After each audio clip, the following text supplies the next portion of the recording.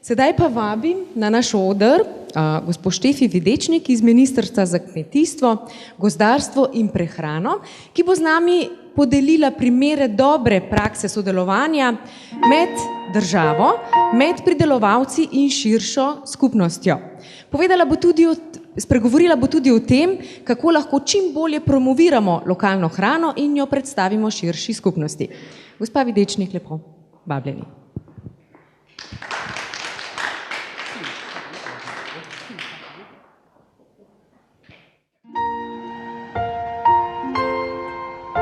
Modrost ve, da je zemlja mati, ki nas hrani. Zato nobenega trdega dela se ne brani. Učenost ve, kako čuvati darove narave, da pridne roke jih predelajo v izdelke prave. Srce ve, kako lepo se je v polni mizi počutiti domače, saj povezani smo od zrna do pogače. Dobrote naše dežele. Ja, lepo pozdravljeni v imenu Ministrstva za kmetijstvo, gozdarstvo in prehrano. Kot je gospa že prej omenila, smo v bistvu sofinancerji tega projekta. Vdihnemo na vdih. Jaz moram reči, da sem zelo vesela, ker ste res široko postavili ta projekt in potegnili dobre prakse danes tukaj na eno mesto. Tako da poleg projekta, ki se danes odvija, bodo tekom dne se predstavili še 3, ki jih prav tako mi letos financiramo kot naše podporne projekte, ki nam pomenijo pomemben kanal do potrošnikov, do pridelovalcev in predelovalcev, se pravi tisto naše orodje, s katerim mi delamo promocijo lokalne hrane z želji po povečanju zaupanja v slovensko lokalno pridelano hrano, v želji po povečanju samooskrbe, ker vemo, da Slovenija še vedno ni samooskrbna na vseh področjih, čeprav na določenih je. Torej, večati to zaupanje preko dobrih praks je ena najlepših in najbolj pestrih načinov promocije lokalne hrane. Tako da čestitke organizatorjem za ta današnji dogodek. Lep pozdrav vsem zbranim. Sem vesela, da imamo ljudi, ki čutijo to lokalnost, to pripadnost, to potrebo po povezovanju, ki je v tem globalnem svetu, v katerem živimo, zelo res nujno potrebna, ker vemo, da vsa konkurenca sveta prihaja s svojimi močnimi kampanjami in če se mi kot Slovenci, ki smo majhni, že sami po sebi ne bomo potrudili in stopili skupaj in se zavedali, da to, kar imamo, je res vrednota, potem ne vem, kdo bi sicer. Danes bi vam rada z moje strani pokazala na kratko, kaj pravzaprav počnemo na področju promocije lokalne hrane na Ministrstvu za kmetijstvo. Nekako 3 leta že zdaj pri nas izvajamo promocijo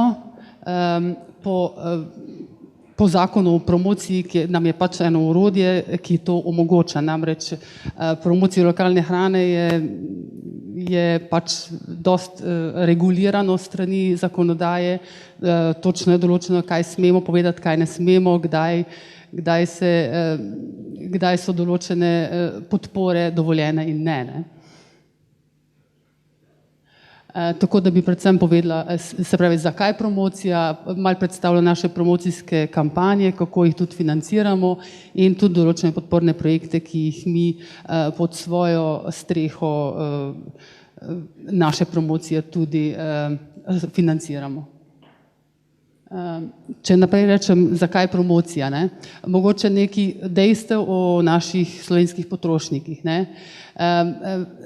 Pred 2 leti, pa v bistvu vsako leto, preden začnemo naše kampanje, naredimo nekak pregled, analizo, kakšno je stanje med potrošniki, kakšno je razmišljanje, javno mnenje in tako ugotavljamo, da so naši kupci že precej lojalni in osveščeni. Namreč kupujemo kot potrošniki vedno bolj premišljeno, ne kupujemo več na zalogo, kot smo nekoč pred krizo, tako da po 2008 so se te navade, ki so se zelo razširile z odprtjem trga z uvozom vseh mogočih proizvodov iz tujine. Te nekako nakupne navade so se zadnja leta spremenile, ljudje so bolj premišljeno kupujejo, bolj preverjajo, kakšna je sestava živil, predvsem so pozorni na poreklo, želijo imeti slovensko poreklo. Ko smo jih vprašali, kaj pa mislijo pod slovensko poreklo, so rekli, ja, želim vedeti, da je pridelano v Sloveniji in tudi, da je predelano v Sloveniji. To je tisto, za kar so potrošniki pripravljeni plačati tudi 10% več. Se pravi, da je tukaj vključen slovenski kmet, da je slovenska živilska industrija. In seveda zelo jim je pomembno, da so stvari kontrolirane, da vedo, da je nekje nad celotnim sistemom ustrezen nadzor, da so stvari varne, kar itak morajo biti po zakonodaji, sicer na trg ne morejo priti, ampak da so tudi zaupanja vredne in da imajo določeno kakovost. Zelo pomembno pri potrošnikih je poreklo še posebej na področju mesa. Pri mesu je pač taka specifika, da ljudje zaupajo tistemu, kar je pridelano v Sloveniji. Mogoče tudi zato, ker pridemo pred trgovske police in ti tam odrežejo kos mesa in rečeš, a odkot je zdaj ta kos mesa? Vemo, da na področju mesa je tako, da ni vse pakirano, pa ni vedno črtna koda gor, pa ni vedno vsak artikel označen, od kje prihaja, ampak je treba pač tudi zaupati trgovcu, ki ti preko police prodaja ta kos. Tako da rekli smo, da potrošnik je torej zaupa, ampak vendarle tukaj je tuja konkurenca, ogromno uvoza hrane v Slovenijo je. En od podatkov govori, da v Sloveniji letno uvozimo, gre za podatek iz leta 2013, 2,4 milijona ton hrane na leto. Če bi to hrano postavili na tovornjake 40-tonske, bi to pomenilo 1000 kilometrov stoječe kolone hrane vsako leto. Če pogledamo samo okoljske vidike, kako to onesnažuje okolje, pa to je samo eden vidik, so še drugi vidiki. Pa če še razmislimo, kakšna je ta hrana, po drugi strani sicer tudi izvozimo dovolj hrane, ampak struktura izvoza in uvoza je bolj nekako zastrašujoča, ne rečem, ampak več se izvaža nepredelane hrane, uvažajo se pa končni izdelki. Dobro vemo, da Slovenija je samooskrbna z mlekom, pa vendarle ogromno slovenskega mleka se nepredelanega izvozi v tujino in to prvovrstno kakovostno mleko tuje mlekarne zelo dobro znajo predelati in ga potem prodati. Po drugi strani pa na slovenske mlekarne prihaja mleko iz viškov na področju trga mleka v Evropski uniji. Se pravi, če bomo potrošniki tisti, ki bomo zahtevali, da hočemo imeti ne samo v Sloveniji predelano mleko, ampak tudi v pakiranju slovenskih mlekarn želimo imeti slovensko mleko. En lep primer je alpsko mleko, ki zadnje čase posebej poudarjajo, da je 100% slovensko, to potrošnikov zelo veliko pomeni in potrošniki to iščemo, da vemo, da je res 100% slovensko mleko. To je en prikaz, kako smo mi v bistvu samooskrbni. Skupno gledano je Slovenija na področju hrane od 68 do 75% samooskrbna, je pa res, da je to zelo različno, ker na področju mleka recimo imamo več kot 100%, medtem ko je pa slabo na področju zelenjave, kjer imamo le 33% samooskrbo. Tukaj je še ogromno prostora in tudi želje potrošnikov so vedno večje. Tudi preko naših promocij nekako večamo to najprej povpraševanje in ko povpraševanje se toliko poveča, tudi ne pride avtomatično do tega, da se pridelovalci začnejo zavedati in se začnejo organizirati in povečati svojo proizvodnjo, ne. Se pravi, promocija je tista, ki nam pomaga najprej generirati povečano povpraševanje po hrani, ki rezultira tudi v večji ponudbi, ne. Zemlje imamo dovolj, treba je samo ideje, želje, poslovne priložnosti izkoristiti. Prekmurje je eno najlepših, najbolj pozitivnih, bi rekla, področji za pridelavo hrane. Pred časom sem govorila z nizozemskim veleposlanikom in je rekel, vi imate boljše pogoje v Prekmurju, kot ima cela Nizozemska, imate daljši dan, imate več sonca, dobro zemljo in imate termalno vodo, kar pomeni, da lahko pridelujete zelenjavo ceneje, z manj stroški, kot to delamo na Nizozemski. Jaz vas vidim bodočo Nizozemsko, ne. Se pravi, vse pogoji so dani, treba je samo delati na tem področju.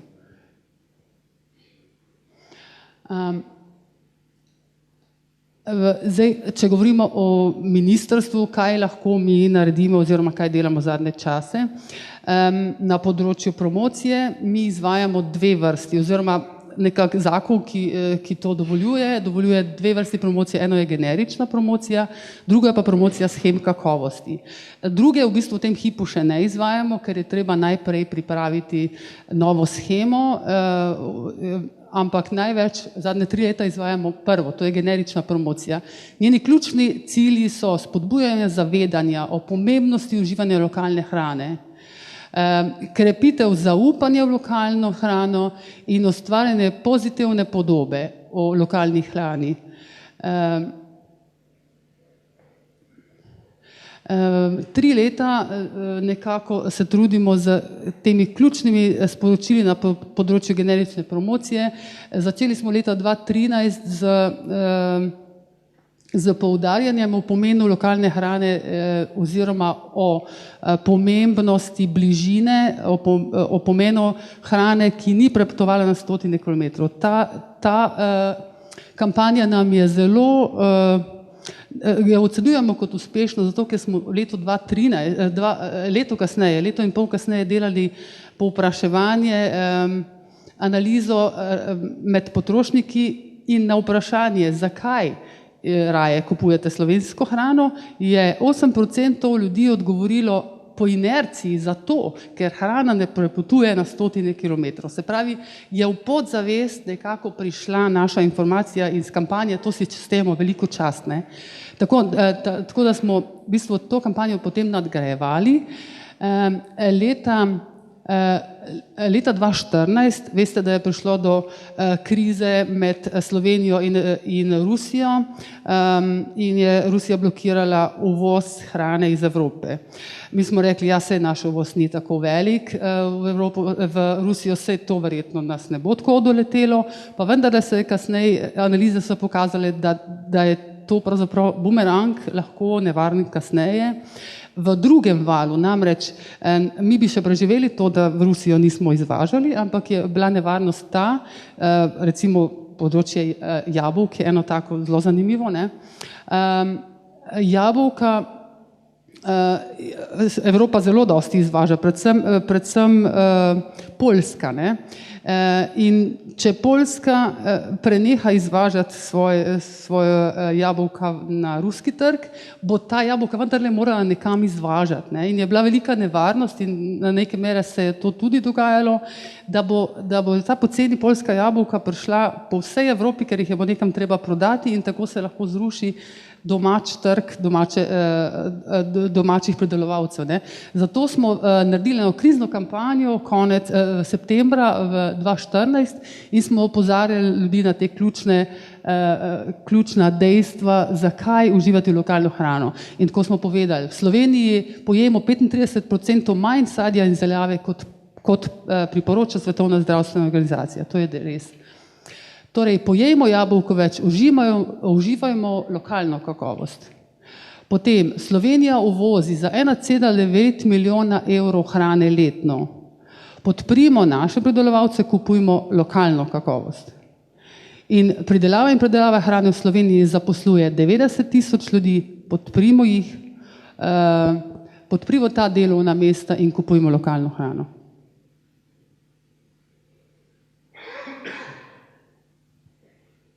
No in 2014-2015 smo naredili naslednjo kampanjo, ki je imela 3 ključna sporočila. Poudarjala je svežino, nadzor in okoljski vidik lokalne hrane. Se pravi, prednosti, zakaj naj potrošnik kupuje lokalno hrano. Se pravi, lokalna hrana je bolj okusna, ker je pobrana v času dozorelosti, kar je že gospod Podgoršek povedal, prednost hrane, ki dozori, ki je pobrana v času dozorelosti, je kakovost je bistveno višja. Slovenija ima enega najboljših sistemov nadzora hrane v Evropi, mogoče to ne ve vsakdo, ampak vendarle pomembno je, da smo kot potrošniki lahko varni in da lahko zaupamo našemu sistemu nadzora. In dejstvo je tudi, da naša neokrnjena pestra narava daje povsem drugačne pogoje, male kmetije, velikokrat ročna pridelava, tako kot je bilo omenjeno, določenih pesticidov niti ne uporabljamo, ker nimamo tako velike množične proizvodne. To so vse prednosti za potrošnika. Takoj bom. Mogoče bi tule na filmčke pokazali. Ja.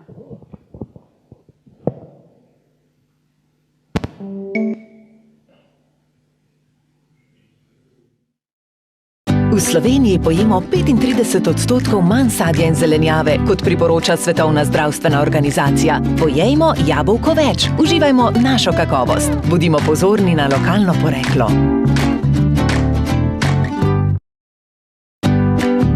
Pridelava in predelava hrane v Sloveniji daje delo skoraj 91 000 ljudem. Ohranimo ta delovna mesta in podprimo našo kakovost. Bodimo pozorni na lokalno poreklo.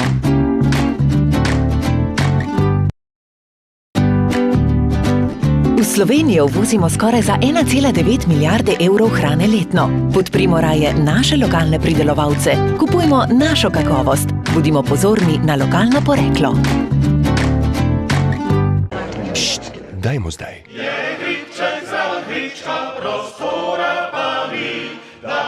Pestro in ohranjeno slovensko okolje omogoča naravi in ljudem prijaznejšo pridelavo hrane. Ko kupujete hrano, preverite poreklo. Kakovost nam je blizu.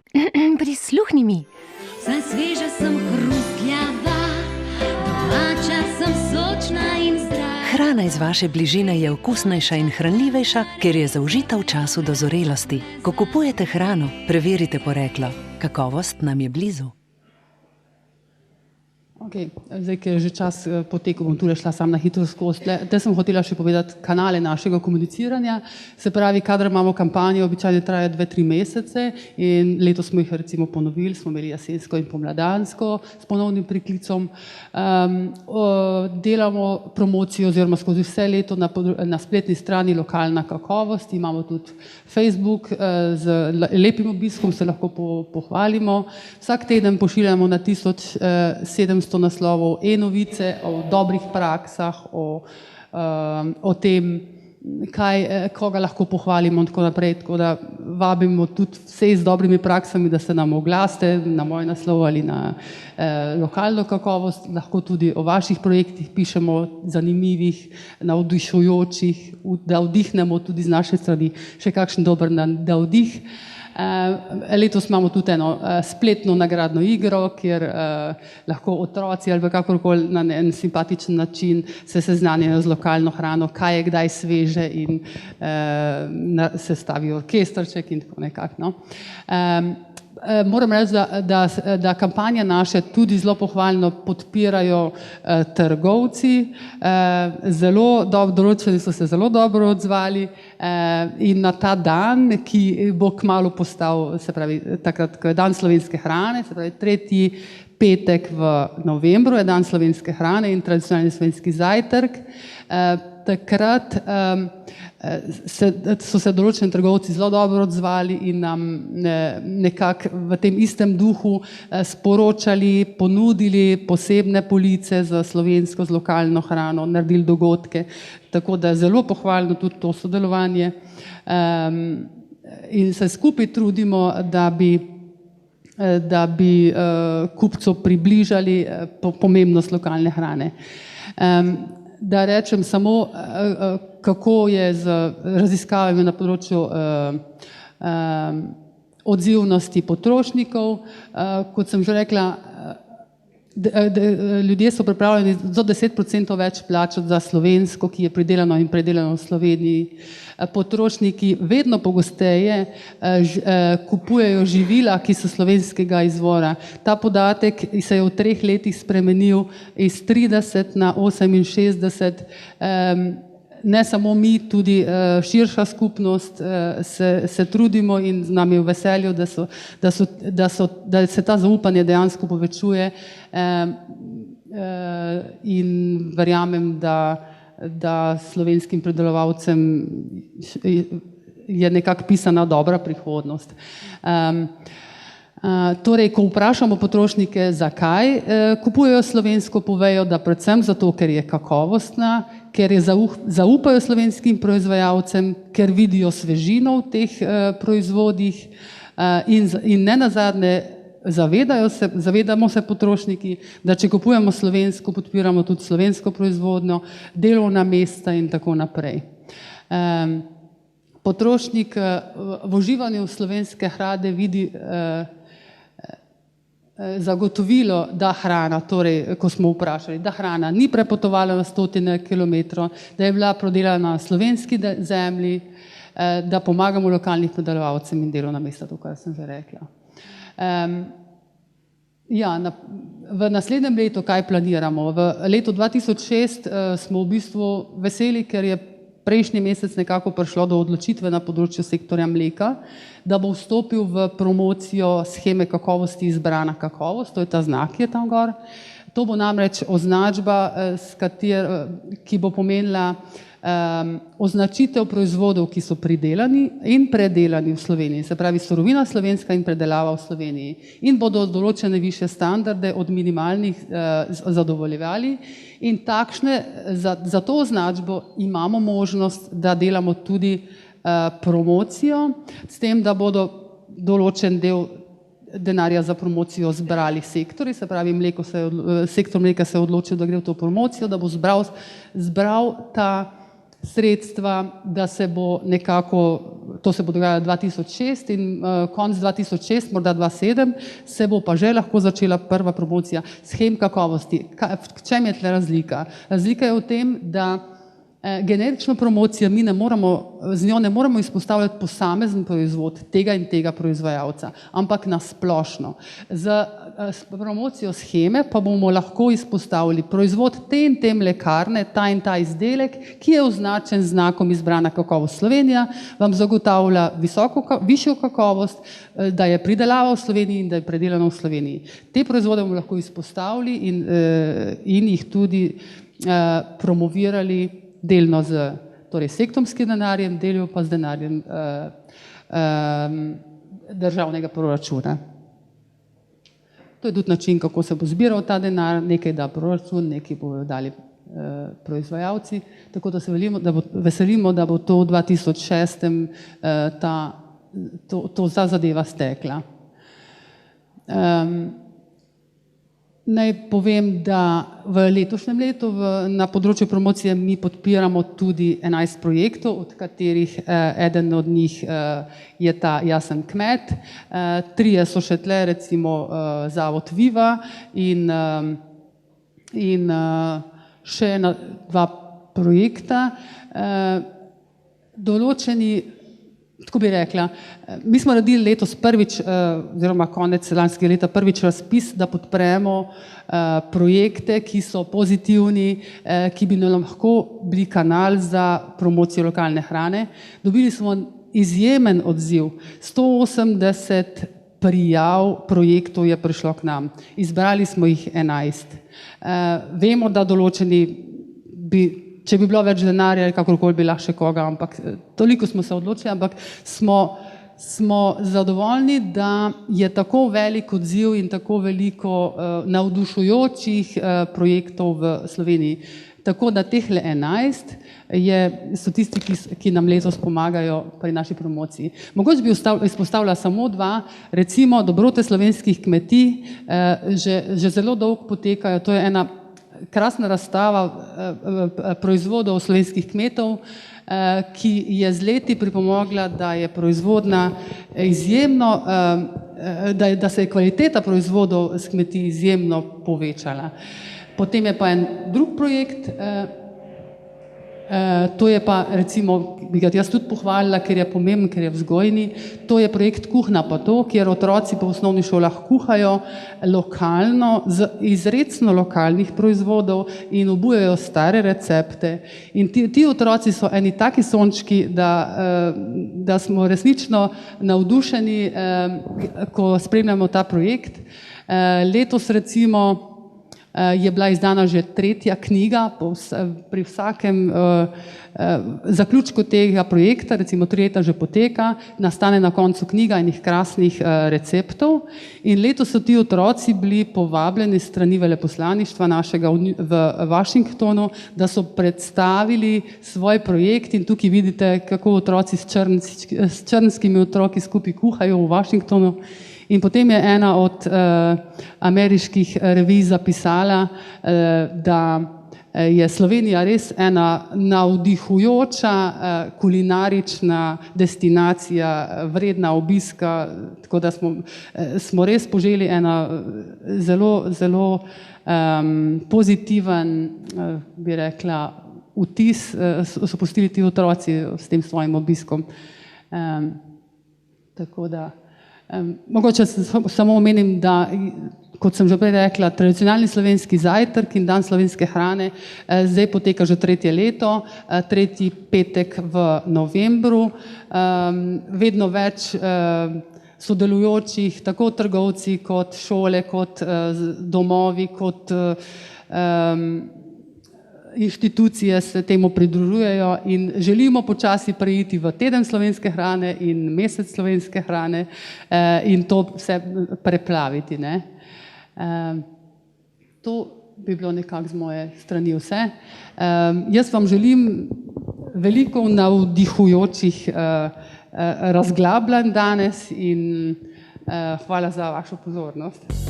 Hvala.